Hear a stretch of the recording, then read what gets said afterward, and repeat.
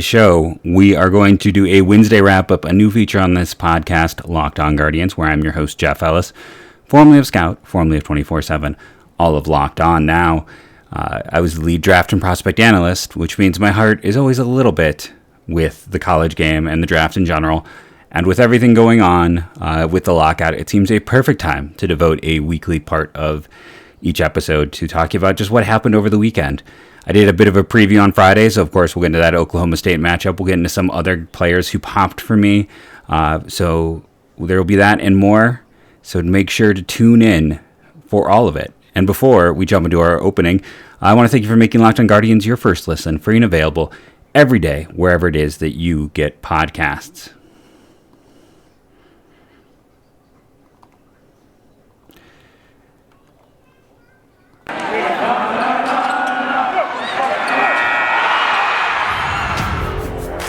You are Locked On Guardians, your daily podcast on the Cleveland Guardians, part of the Locked On Podcast Network, your team every day.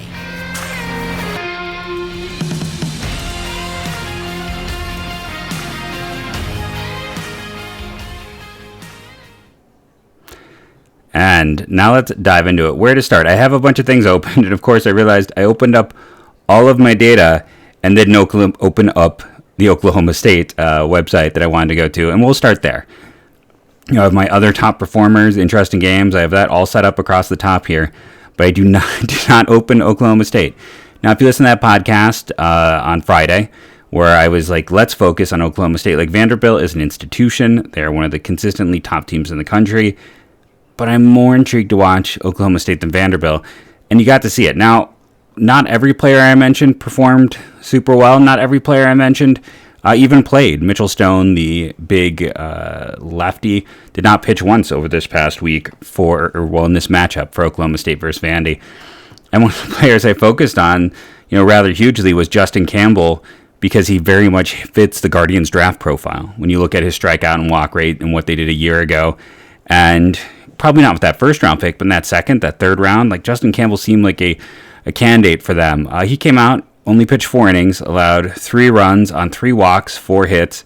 He had 2 wild pitches. He did strike out 8. It was a little bit for a guy who's shown excellent control, it was an uncharacteristic game for him. And I don't know if it's first game jitters, anything like that. We'll have to see how it goes for him throughout the season. We talked about McLean, and I talked about Griffin Dorshing, the kid from my neck of the woods, who is the first baseman / DH for them. And Dorshing had a really good weekend. And I had forgotten that Rock Reggio ended up going to Oklahoma State.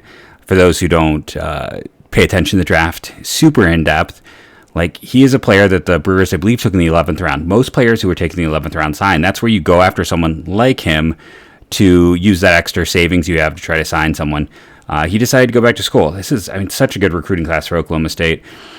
I know we didn't really get into Vandy, I thought it was interesting. Carter Young is their top prospect, and he was pretty far down their lineup. Dominic Keegan, the catcher, is someone to pay attention to. Spencer Jones, who's playing right field, first base, DH for them. I liked him more as a pitcher coming out of high school. I know he was raw as a pitcher. I would be curious if, and Vandy really didn't try him in that role. He's been almost exclusively a batter. He's huge. So I understand the thought, but I'd be curious to see what he would do with an opportunity. Now, in the second game of the series, he did go 4 for 4. Spencer Jones did, with, I believe, 2 doubles, and he stole a base. It's not, and a hit by pitch. Not what you expect to see for him. He's not exactly what one would consider, I wouldn't say he's a bad athlete, but he's not necessarily a plus type of athlete. On the other side of things, the local kid I talked about, Griffin Dorshing, from my neck of the woods, had a pair of doubles. Like I said, I'm friends with the high school coach where I teach, and he talks and coaches him. On that side of things, Victor Medeiros, the big transfer, came in, and he, similar, 1 run on 4 hits, 4 walks, and a balk, and he only struck out 6. We'll have to see. But he is another one of those top 3 round draft prospects we talked about. And then the end of the series, the Sunday matchup, as it were, here, where Oklahoma State had Bryce Osmond on the mound. And, very similar to the rest of their pitchers. But here's the exception. 4 hits, just 1 walk, did give up 3 earned runs, struck out 8. So similar. They didn't overtax their pitchers to start. Dorshing had a double and a home run. He really stood out just in terms of... Now, they moved him up and down the lineup. Nolan McLean played some outfield. A lot of people view him as a third baseman. It was an interesting weekend for him. Not the best. A great weekend for Oklahoma State. They won that series. After losing the opener, they came back and won the next 2 and moved ahead in the rankings. But it's still a very interesting squad. And again, Vandy will probably still have like 4 to 5 guys get drafted. So don't sit back and think that I'm just burying them. They're still a very interesting squad. Just not quite as interesting as in the past few years. So, tune in. When I'm telling you, hey, this is the team to look at, maybe there's some value in that, right? I sat back and pointed out and ended up being proven right in terms of that particular series. I do want to give a moment here and talk about my Twitter blew up a bit thanks to yesterday's podcast. If you missed it, I'm just going to go ahead and throw it out here again, that back in 2007, the Indians decided to sign Roberto Perez. Not Roberto Perez, Roberto Hernandez. Roberto Perez is the catcher who just signed with the Pirates. They signed Roberto Hernandez, who was 42 years old, and that cost them their second-round pick. The Mets used that pick to take Scott Movell, who was out of St. Ed's. They took an Ohio kid with that pick. The 13th overall pick in the second round, I want to say. The player taken 1 spot before was Giancarlo Stanton. The player taken 1 spot after, Freddie Freeman. So if you missed that podcast, if you missed that tweet, that has definitely been in terms of tweets from me, where I'm not, follow me on Twitter at JeffMLBDraft. That one had some definite legs, so I thought I would reshare it since people found that really, Indians fans and Met fans both took a lot of sadness from that particular tweet. So I thought I would go ahead and reshare it out here. We're going to take our first break. We're going to come back. We're going to talk about 2 pitchers and a hitter that particularly stood out. If I was doing my old full count trends, as I called it, back when I was a writer at Scouting 24/7, where I would do 3 positives, 2 negatives. The 3 positives would be these 3 players, and I'm going to talk about in the second and third segments. The 2 negatives, well, one of those 2 negatives is also going to come up in this piece. And then probably Justin Campbell would have honestly been my second negative, just based on the show, because of him wanting to take that step forward, him being the ace, and then him being uncharacteristically wild. So come back for segment 2 and 3 and find out some more names to know for the 2022 MLB draft. So I always throw out the copy when it comes to this first sponsor, which is BuiltBar.com. It's because it is a product I use. Now today, I'm going to be honest, today's the rare day I didn't actually have a Built Bar. We had a bit of a wintry mix up here, and school was closed, so I did not have my traditional lunch of Built Bar, which helps give me the energy and fills me up to get me through the day. I love Built Bar. I am a constant shopper, buyer. From the minute they became our sponsor and they sent us a trial box, they have been my go-to. And I'm probably going to place an order because Toffee Almond is back. Toffee Almond was the greatest flavor in the first generation of Built Bar. The second generation is still good. It is not quite what I just remember being totally in love with Toffee Almond the first time around. It is a solid flavor. I'm probably going to do Toffee Almond and Churro, but I'm also going to be tempted because here's the trick of it all. Caramel Almond Delight, I liked. I just finished off my box of that. Eggnog, I always like eggnog flavors, and those are both on sale. So if you go to BuiltBar.com today, use the promo code LOCKED15, you save 15%. If one of those flavors I mentioned at the end there sound good to you, well, you get their sale price plus 15% savings on top. What's not to like about that? And right now, their limited releases are about as big as I've seen. So it is a perfect time to go and try at BuiltBar.com. It is just delicious. It is fantastic. And my health food app gives it an A when I put it in the phone. So I don't have to feel bad about eating it, even though it's covered in chocolate and tastes delicious. Go to BuiltBar.com. Try it out for yourself. Remember that promo code's LOCKED15. And hey, if you're like me and you keep buying from them, you'll build up those Built Bucks and save in even more ways. BuiltBar.com, promo LOCKED15. So if you're watching the YouTube, you'll notice it's a little bit earlier in the day. You can see the light kind of in the back corner of this broadcast. Snow day where I am. So yes, I'm not teaching. 2, my hands might jump into the screen. If you're curious, yes, that is nail polish. I have a 4-year-old daughter. I'm going to let her paint my nails if she wants to. Sorry if that offends you, but I was noticing as at one point when I looked up, I'm like, oh, my hand flashed across the screen. Someone's like, what? So I just thought I'd address those elephants in the room if you're watching the YouTube video. If you are, thank you. If you are not, please subscribe. I'm not saying you have to necessarily watch me on there. Whatever works for you is the best way to get your podcast. Most podcasts I listen to, I just listen to them, but I also subscribe to support. And in the case of Locked On Guardians being a smaller podcast, every single subscription helps so much. So if you can just click the subscribe button, thank you. I mean, what is the old thing, like click like and subscribe? I subscribe is enough. We just want to get up to enough where we could, it can help the show grow. We can help I'm not going to try to say the word because we know about my pronunciation issues. We can find extra streams to get the show and do more with the show, maybe get better video quality and all that fun stuff. So that is my pledge here at the start, to try to get you to jump in and go subscribe. If you're listening, thank you for listening.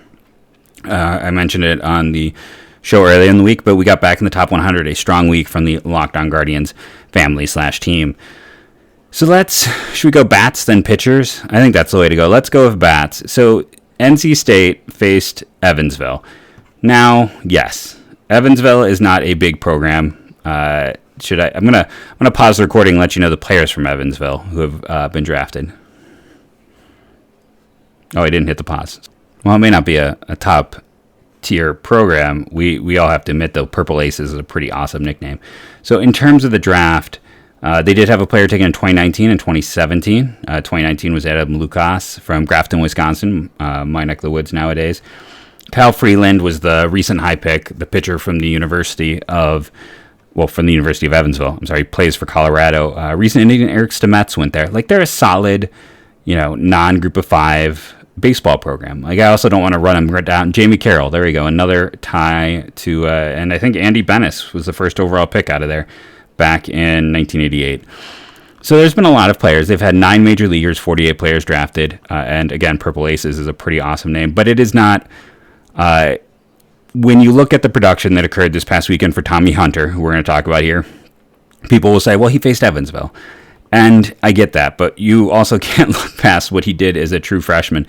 I went to pull up his perfect game profile, and he is a player. They're looking at this. He was the first rated third baseman in their national rankings, 18th overall high school player in the state of Florida. He was the first third baseman, second overall Florida State ranking from St. Pete Beach. I vaguely remembered him, like I had seen some things just because the power was there. They list him here at 6'1", 220. I read an article from NC State that had him at 6'1", 240. So I don't know what is the exact one. Let's looking up his exact listed weight. I'm not going to sit here and go through, but yeah, they have him at 6 feet 242. So that is a pretty significant difference from what he was listed at a year ago. I don't know if he added even more muscle. He's a big dude. Like, he is going to be he's going to be well loved. This is going to be kind of like Seth Beer to a degree all over again. He's got the beard, he's got the flow. Not that Seth Beer necessarily had those things, but he is a big freshman who's going to ignite imaginations. Like, this is a player you should get to know, because he's not going to go away.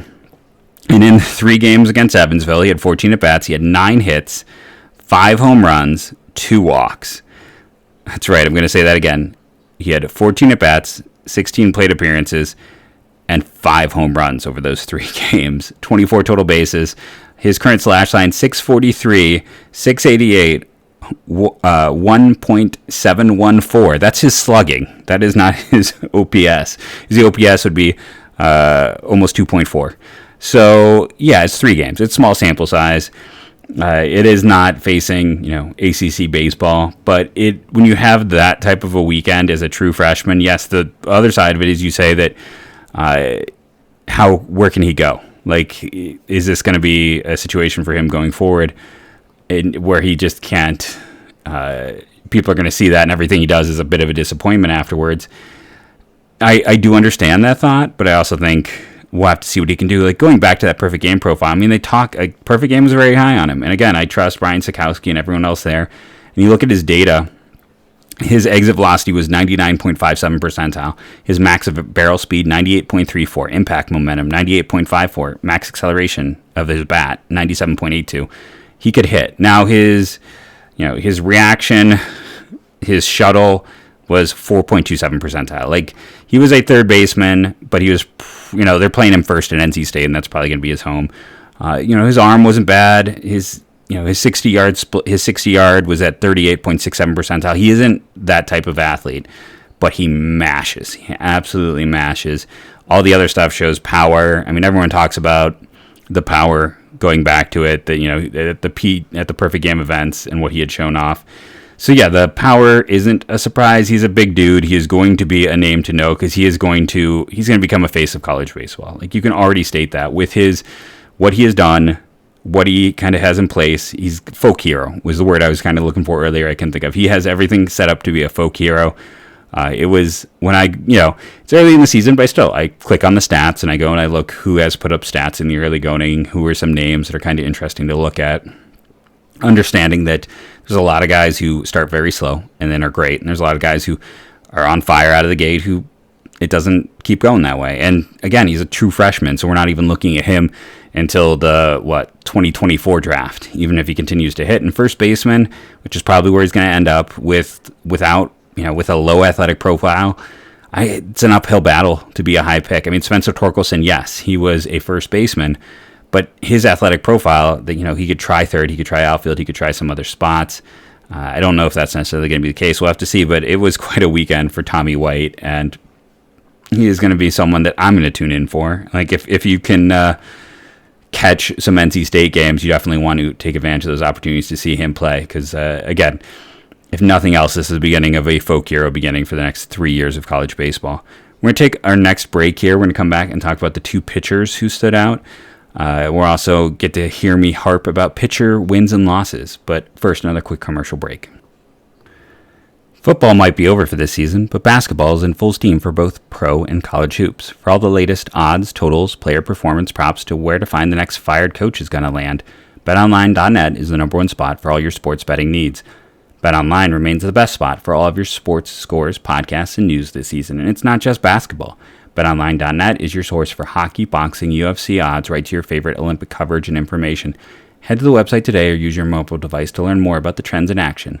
BetOnline, where the game starts. I again want to take that moment and thank you for making Locked On Guardians your first listen today and every day, wherever it is you get podcasts, be it apps, Spotify, iTunes. We're there, and I also really want to appreciate everyone who takes a moment to download daily. That's huge, and everyone who leaves a review. We're 3 away from 100 in iTunes. So close. Come on, help us out. Let's get that past that top 100, or get those 100 reviews in. On top of that, I want to remind you to check out the MLB Prospects podcast, now hosted by Lindsay over there. He and I have had some back and forth. At some point, I got to sit down and figure out when it is that we can sit down, talk some baseball and the like in terms of prospects. So let's start with Florida State. Let's start with the matchup there. Let's start with Mississippi State. I did it wrong. Mississippi State versus Long Beach State was the other big matchup this past weekend in terms of ranked programs. We already talked about Oklahoma State versus Vandy.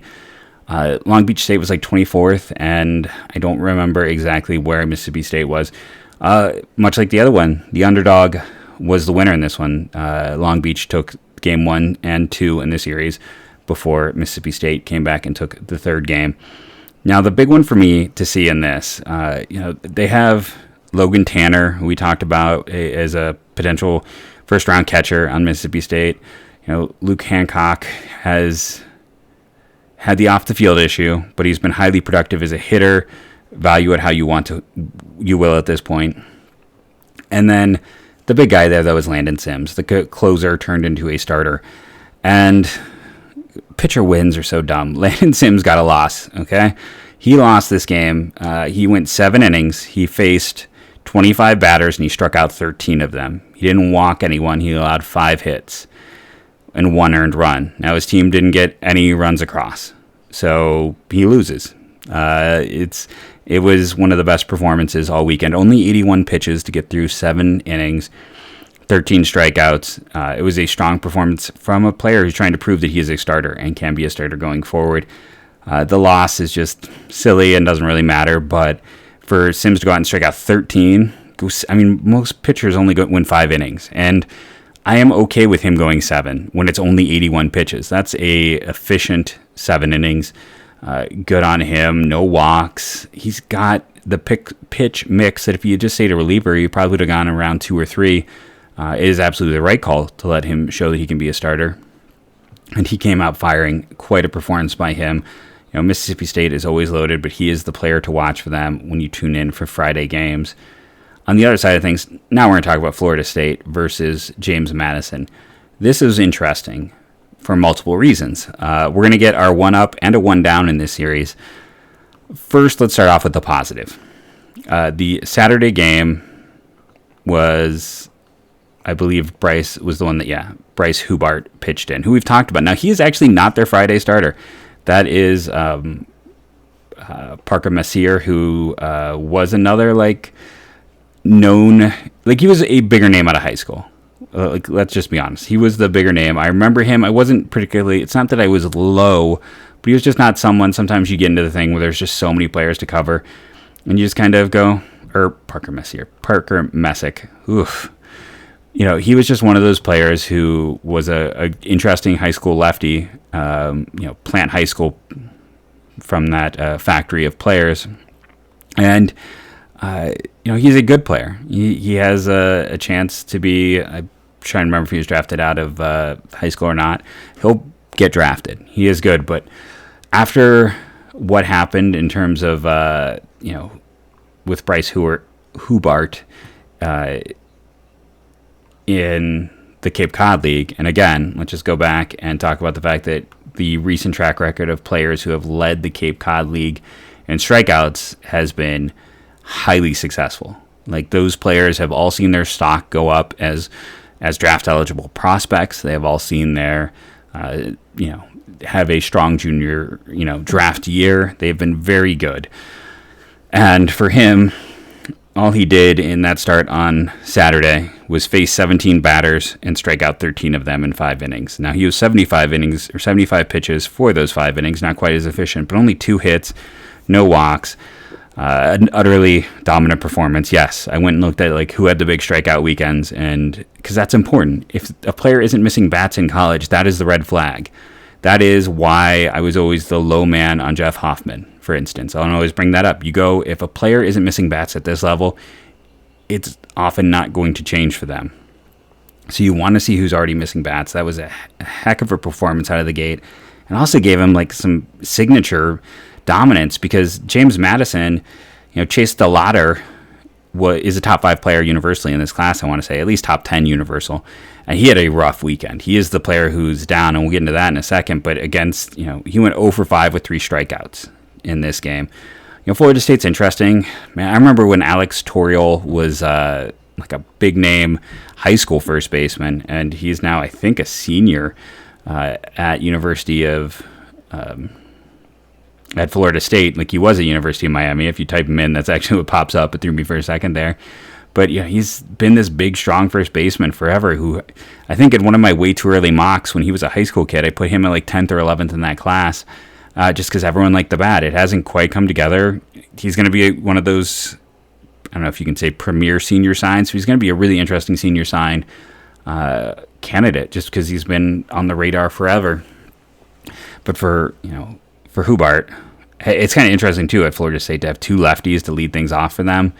They swept James Madison in this matchup. They're going to be an interesting team to follow in general. And the success from Florida State to the big leagues hasn't quite translated yet. There's been, players here and there. It has not been a consistently dominant program, but they've had some good moments and they've had some good pitchers. Luke Weaver comes to mind.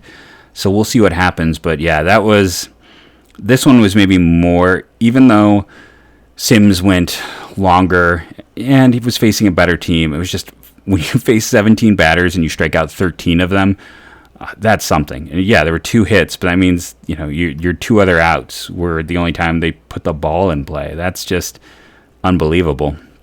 That is quite a performance there by him. So, just some players setting themselves up. Now, on the other side of things, okay, if you are Chase DeLauter, you've been hurt or your program just didn't play due to COVID, I should say. It wasn't necessarily injuries. It was, I believe, just the COVID situation of it all.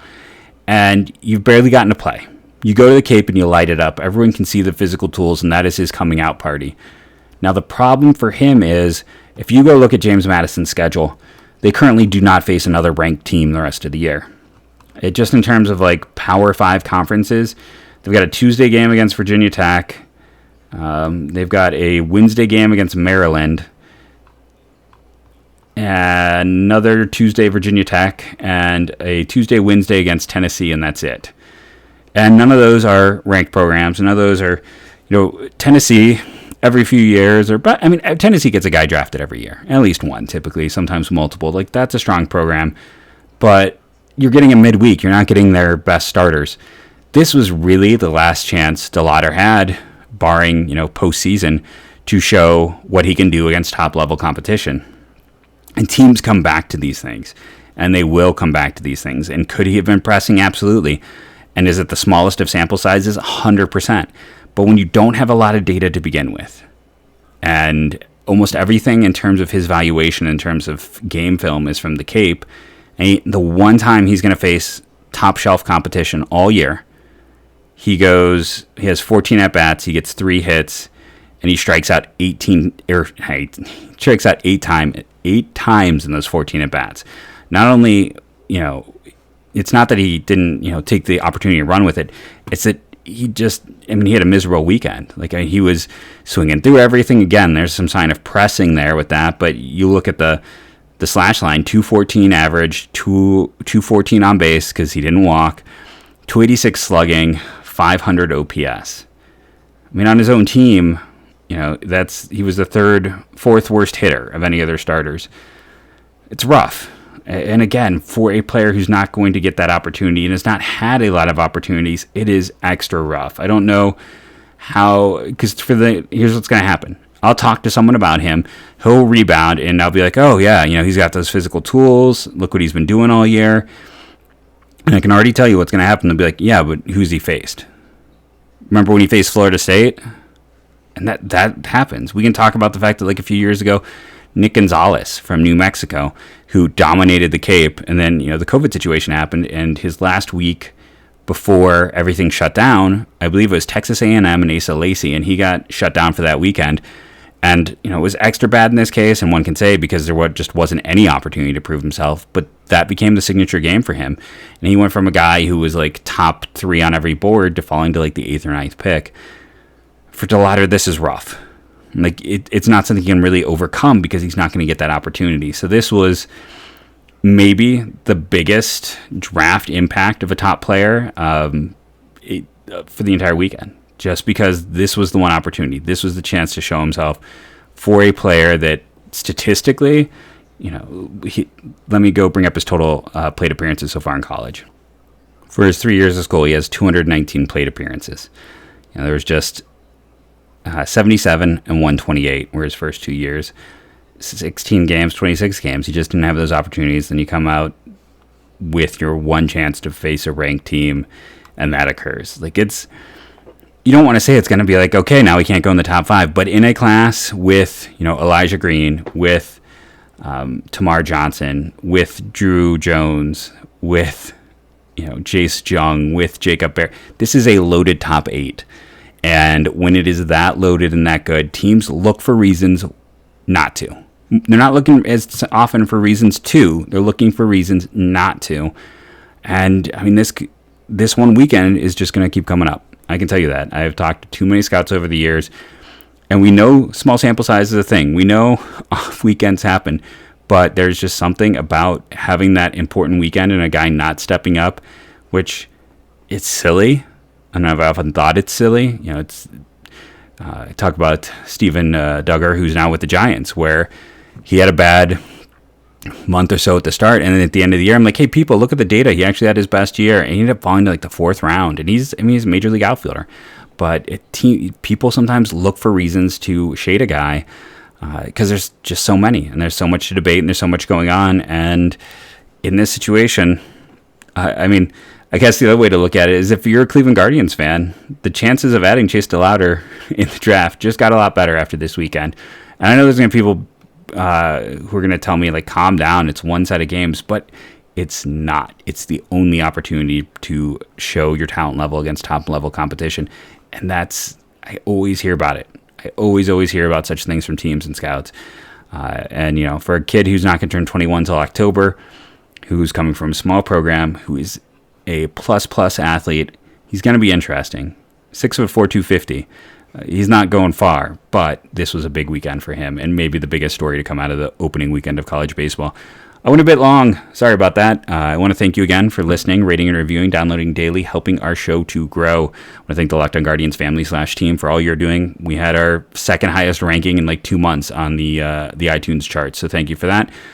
Keep doing your part, and as we end every episode now, go Guardians, go.